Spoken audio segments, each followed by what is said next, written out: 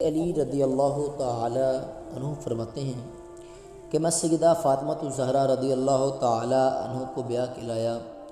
سارے گھر کے کام حضرت فاطمہ الزہرا رضی اللہ تعالی عنہا نے کیے۔ میں مزدوری کرتا 2 گھنٹہ یا 1.5 گھنٹہ، ظہر سے عصر کے درمیان کام کرتے۔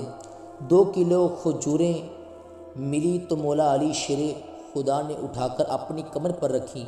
باغ کا مالک کہنے لگا، اے علی تھوڑا کام اور کر لو، تو آپ رضی اللہ تعالیٰ عنہ نے فرمایا کہ 2 کلو ہو گئی ہیں، بہت ہیں، 1 کلو میرے بچے کھائیں گے اور 1 کلو مدینے کے غریب بچے کھائیں گے۔ سبحان اللہ۔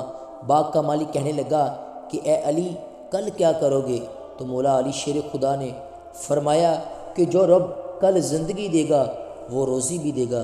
تو وہ باغ کا مالک مشورہ دینے لگا، کہا اے علی جائز پیسے تو اکٹھے کر لینے چاہیے، کیا حرج ہے؟ تو شیر خدا نے ایک جملہ کہا، لیکن شیر خدا نے جملہ بھی شیروں جیسا کہہ دیا۔